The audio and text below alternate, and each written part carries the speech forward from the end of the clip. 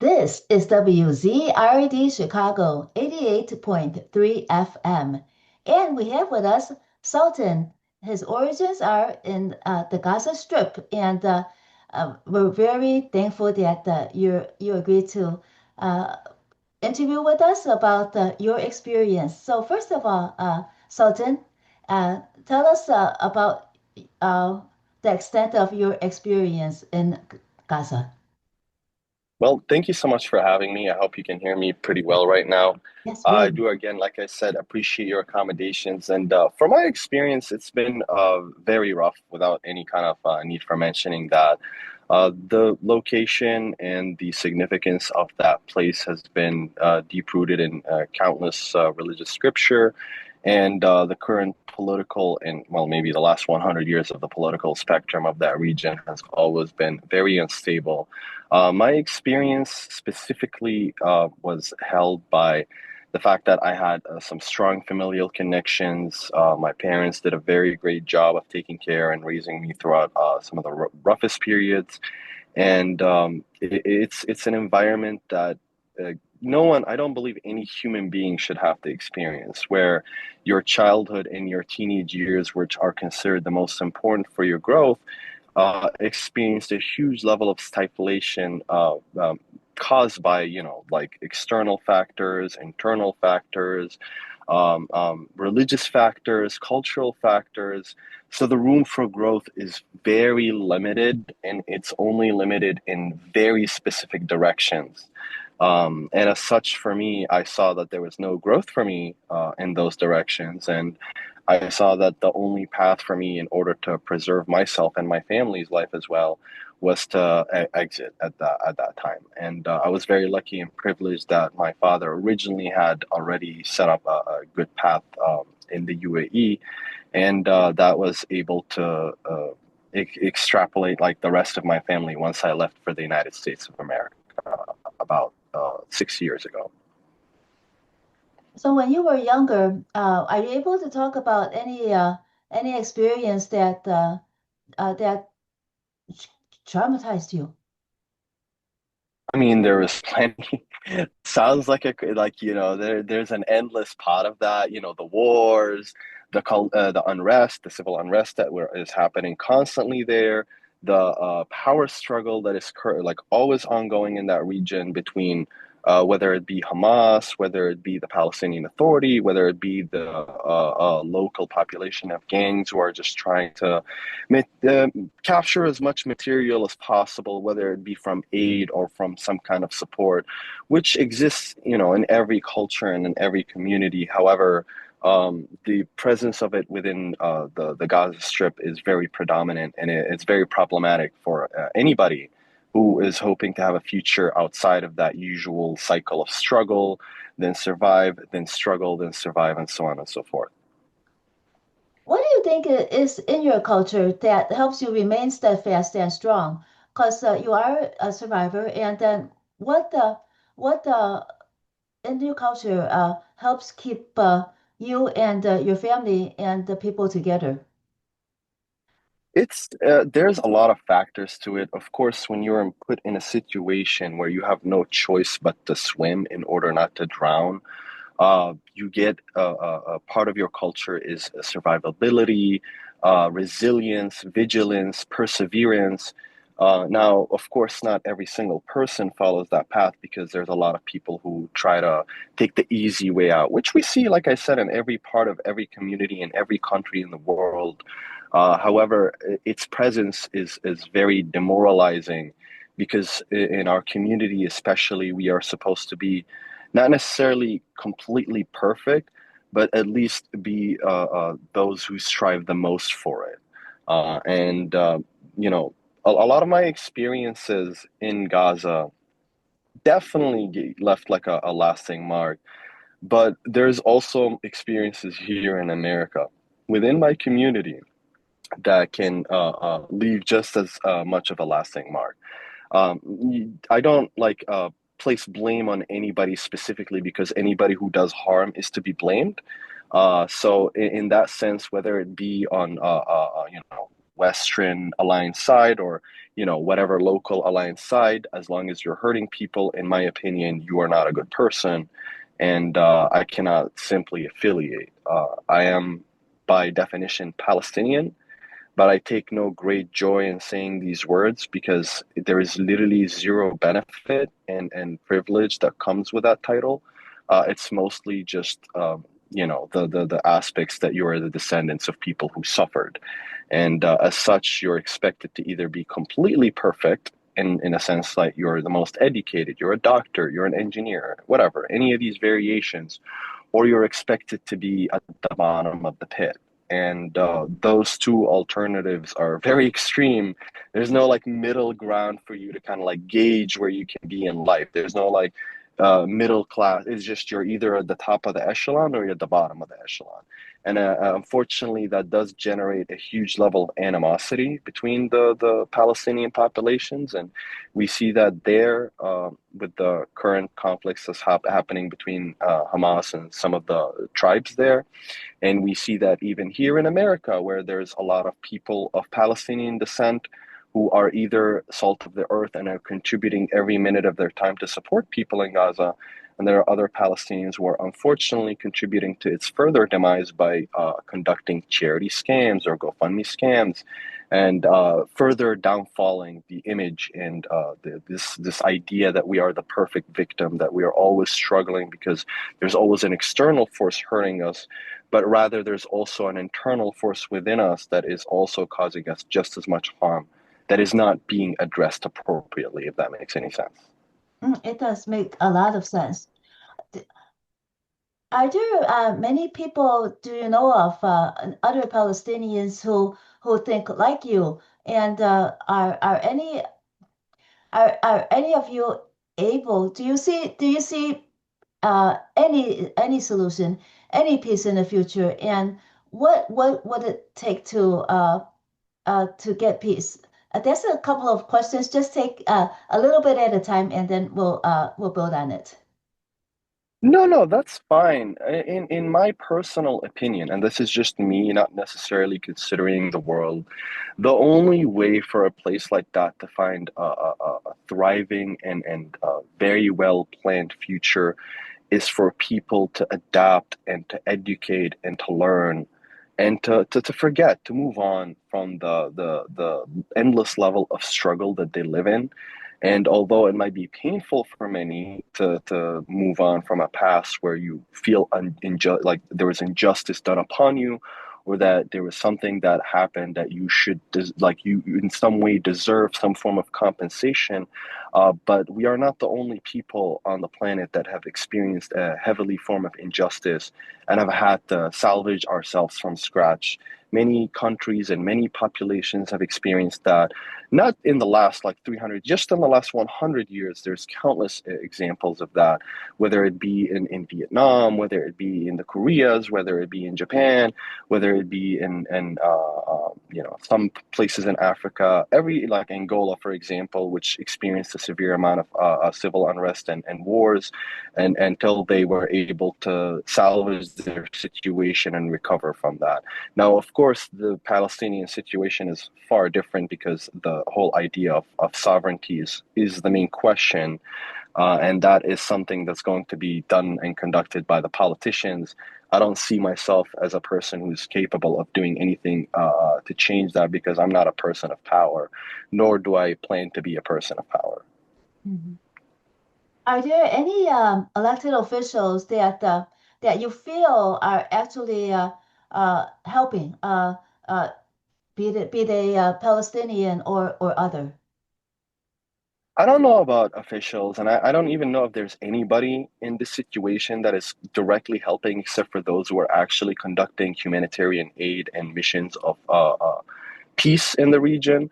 There's unfortunately, because it's such an popular topic, a lot of political power being gained by people who just merely mention Palestine or mention Gaza as part of their political agenda, whether it be fully directly or whether it be on the side of things.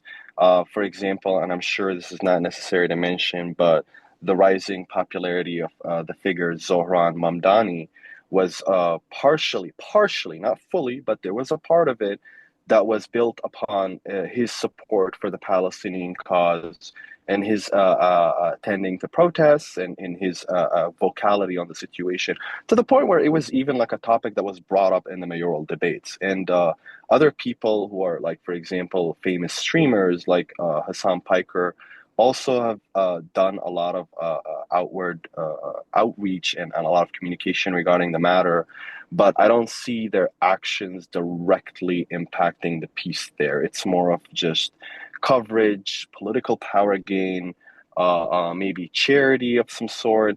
But once the topic is gone, it's gone. Like, no one is talking about it. No one cares because a ceasefire was implemented. Although the situation there did not really improve, although, yes, the killing has stopped, but there are still aspects and issues that need to be addressed on the daily in order to maintain that level of true support for that region. It's not like a toy that you can just pick up when it's popular and then drop it down when it's no longer a hot topic. So in other words, uh, it's kind of upon the people themselves to move on. But of course, it is very, very difficult to Yes. and move on. Yes, because in any way, shape, or form, once some form of power takes charge of a region, you either resist it or you embrace it. Now, personally, I'm not for either path because either path has its advantages and disadvantages. I took the path where I just exile myself from the situation and let people who are in power and have control over the political spectrum take care of it themselves. Mhm. It was kind of seems like very unlikely. It's too difficult. It seems to extricate uh, the all these variables out and make peace. It seems True. like very difficult. Yes, because where there is power, there is always people trying to keep it. And if you can get power being on the opposing side, you will do everything to keep it. And again, I don't personally support anybody who's, foreign funded, whether they are funded by the West or they're funded by Qatar. That doesn't mean anything to me. The money is going to come regardless. The main component that I care about is the sovereignty and the integrity of the population, is that the people can take care of their situation on their own. They can elect their leaders, they can choose who gets to lead them, rather than it being something that people are competing in the West or in some foreign country to decide its future. Gaza is not that big of a place. It's barely the size of a couple blocks in Chicago, a couple, like this. It's a very tiny strip, so there's no reason for people to be fighting over such a tiny piece of land that has barely any resources or truly any real financial value, if that makes any sense. It does.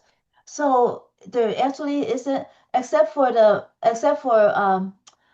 some of the holy places, there aren't any resources except for those Yeah, holy places then in that strip. yeah, it's a tourist. Yeah, it's a tourist attraction spot at best because it is coastal at the end of the day.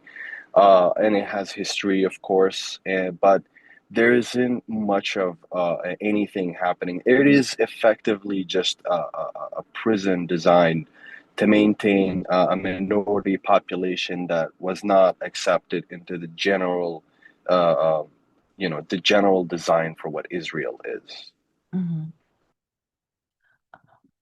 What was the life like? Do you know before the occupation? That precedes even my grandfather. Mm. Before any form of foreign intervention, from what I understand, historically speaking, and from whatever references that I've inherited from my ancestry, is that whether it be under the British Mandate or even pre that during the Ottoman era, that the region was very peaceful and has experienced, of course, some form of extremism that exists here and there, but never really exceeded the level that we would see, for example, today, where it's, genocides and murders of babies or things that are outside of the images that we would expect in a region like that. Um, it was truly what was referred to as the Holy Land, but um, things, of course, change very quickly and very rapidly, and history has always served as a great lesson for us to know that. Mm. And the strife and turmoil, not was there, let's say before, right before the occupation, it was rather peaceful. What about even earlier? Was this the same strip of land also the object of war before? Within like the last 20 years or the last 200 years? 200 years. Let's go further. Yes. So, yeah, before 1948, there Uh, was barely any strife or any problems happening in that area. Like I said, with the exception of some minor forms of extremism, whether it be on either side, wherever the titles may be, there is no reason to like mention anybody and name specifically. But there's extremism that existed on both sides, and they both contributed to the escalation of the violence. It is just the unfortunate fact that one side had Western support while the other didn't have any kind of form of support. So the equation was very clear on who it would favor. Now, me personally, I kind of find it very demeaning to a place referred to as the like Holy Land to be experiencing this level of degradation, whether it be as a whole or whether it be in as a minor place, because you know it's still an extension of the Holy Land, even if it is a strip that is barely like 2 hours wide. mhm. When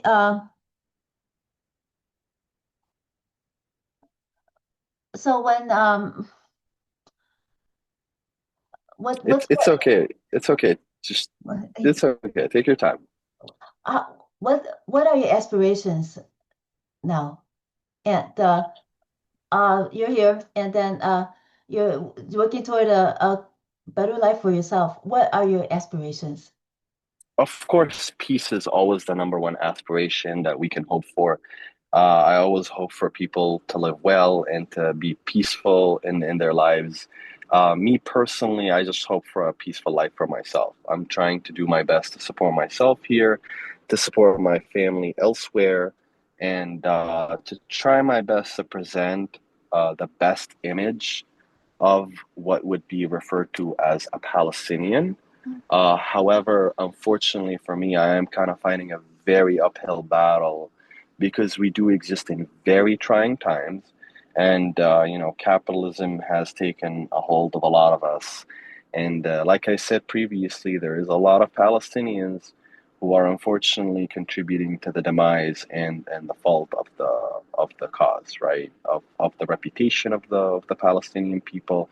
They're contributing to the downfall of their own, of themselves in general. Whether they do it intentionally or not, that's a question that they have to answer.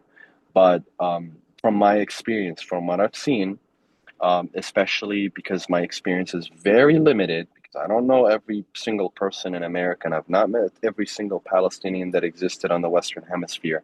But from what I've seen here in the specific Chicago area, that there is a huge, sorry about that, there is a huge number of people of Palestinian descent, whether they be immigrants or if they be people who have maybe inherited a passport through a relative or through some kind of like arrangement, through marriage, etc., that are contributing to the demise of the Palestinian people, specifically the Gazan population, where they either, like I mentioned earlier, they contribute to charity scams.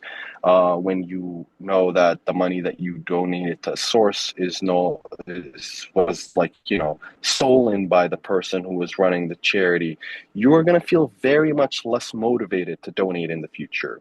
When you learn that there are people within that community who are harming each other actively, who are actively attacking each other, who are actively trying to fail each other, you will feel less motivated to extend a helping hand, and you will feel less motivated to advocate on behalf of a population that is truly, in a sense, not helping himself. And this is from my experience specifically because I have met many people here in America. 95% of the people who were very polite and nice to me and very helpful to me were not of my background.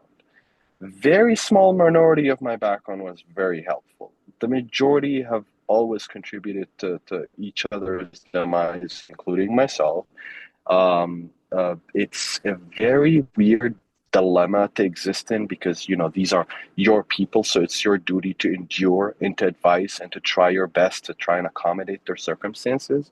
But I find it very disheartening that amongst other communities, when they have members who are malicious, members who, let's say, for example, contribute to one of these charity scams, that the community itself would take action first before expecting anybody else to contribute to the matter.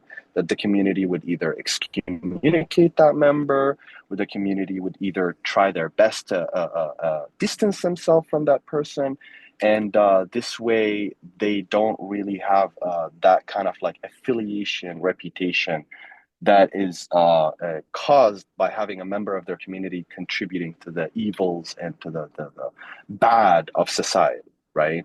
That's something that I've tried my best to advocate for, like to steal money is one thing. To steal food from the mouths of hungry children is a very extreme crime. And I do find it very disheartening as well that nobody talks about this, that no one in these power medias who are advocating for the Palestinian cause, who are saying that they're supporters, that they're advocates, they don't really mention these instances because it doesn't really give them that much power or that much leverage in the grand scheme of things.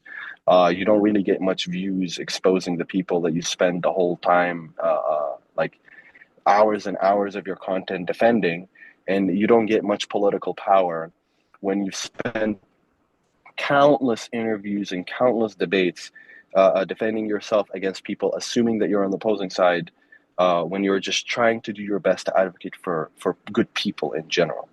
No people are perfect, and there will be bad people of every population. And it's our duty to, as a community, to advocate for the good and excise the bad. I was going to ask you if you were bullied over here or discriminated against, but what you just described to me, it feels as if that is even more hurtful than being discriminated against or being bullied. Yeah, yes. No, the discrimination part I already expected. When I came to this country, I've already been told and I was already aware that there's, huge forms of discrimination against peoples of all backgrounds, whether they be Middle Eastern, whether they be African, whether they be of East Asian or Central Asian descent. Nobody is spared hatred, right? Now, mind you, I was already very well prepared for it, for foreigners, as they say, or Westerners, as they say, to express these forms of hatred. And I take it very casually because at the end of the day, I already went through hell. I'm not going to let somebody's comment affect what my future is going to look like. Now, mind you, that was the easy part. When I saw that from people of my own background, I was very shocked. I was very, uh, unimpressed per se, disappointed to see that the people that are supposed to, help each other and contribute to each other's success end up, uh, you know, just failing each other, Mhm. hurting each other. It's quite weird. And I don't know if they are abiding by some long arm of the law of Hamas or whether they're acting on their own accord when they conduct these things. But in my opinion, to see your own people contribute to your own failure and to miserate you, to try and see you fall so that they can, I don't know, achieve some form of comfort in their own lives. Again, very disheartening, very weird. Mhm. Well, it seems as if your family raised you very well to be and a good person. Uh, Thank you. is your family proud of you? Of course, yes. When I sent my mother my copy of my master's degree, she responded with, "I can't read any of this, but your name is on it and it looks pretty good." So that definitely put a smile on my face. Hmm. And I do my best to support them financially, of course. And I'm sure that without saying anything, although I'm not a perfect person myself, and I've made many mistakes as any normal human being does, I have not reached a level of violence that would let my own mother disown me or let my own mother abandon me as a person. As a matter of fact, she is texting me every day, about twice a day. She's actually texting me right now. I'm just looking at the notifications, and I'm just like, "Oh, hey, hello, I'm doing good. Everything is fine. God bless, etc., etc." And I'm glad that I was able to do my absolute best to try and carry my name and my image to the best of my ability. I do again find it unfortunate and deeply shameful that I can't really like help others. Like I can't really change the path that others have walked on. People who are contributing to these vile acts, I can't do anything about it. So I try my best to distance myself. Mhm. Well, if sometimes when you feel strongly about it, and then even though you're not able to do something now, something might appear in the future where you might be able to do something about it. So just True. keep your eyes open. You're smart enough. Always, yes, Yeah, you're smart enough to see it when it happens. So yes. hopefully, good luck to you with that. Also, are there any good resources for Palestinians who are living here? In America, there is a collection. There's many enclaves that exist in some of the major cities, New York, Chicago, LA. And there's always like these small little organizations, whether they be charity, whether they be nonprofit. And now we enter the realm of, are they good? Are they bad? Mm. I don't know. Yeah. Because me personally, I haven't really found any support from them. I've reached out, I've tried to contact a couple of them. Part of my exposure to these like quote unquote charity scams or GoFundMe scams was through me reaching out to these people on behalf of people who are currently experiencing strife on Gaza. Of course, I don't personally involve myself because I have my own situation that I have to manage, but I do my best to advocate from a distance that if it may help a soul, I feel like that would be very good karma on my record. True. And your English is excellent. Where did you learn this, your English? My English was mainly acquired here in the States. Of course, when I was studying to come to America, of course, I had to have enough English to pass the SAT. And yeah, it was not the best. My SAT essay scores was barely 50%. I got like 12 out of 24. So I wasn't doing great when I was still there, but I did well enough that I could speak clearly. However, when I came here, it only took me a couple of weeks to master the quote unquote Americanized accent. And I basically achieved full incognito mode unless I declare myself not from here. Normally, when I walk somewhere, even if I introduce myself as myself, even if I use my real name, people will still not believe that I'm not from here because they're like, "You sound like you're from here. You look like you're from here. This is quite amazing." And I'm like, "Well, God does definitely have a good sense of humor, or the universe, whatever it may be. I'm not here to enforce beliefs, of course." Well, Sultan, thank you so much for joining us and sharing your insights. If uh, our listeners want to learn more and to know more, is there anywhere that they could go? If not, we'll just have them contact us. But is there would you like for any contact information to be shared if people have more questions? For now, maybe we can schedule another interview because I don't really Okay, have any kind of like social media presence. I try to that's keep fine. my presence limited to what I do. Okay. I do have a LinkedIn, but that's not really for questions or any of that. Mhm. So we'll keep that for the future for sure. And I do thank you for that. I appreciate it. Thank you so much for your time. You're welcome. Thank you so much for your time, Sultan. We wish you a lot of luck and hopefully your all your dreams will come true, as well as your wish for a peace and people seeing the light. Of course, yes, we always wish for peace and prosperity for others. Even if we don't like them, we want to see them eat, just not at our table at the end of the day. Yes. Okay. Thank you so much, Sultan. Thank you so much. Have a great rest of your evening. Bye bye. Bye bye.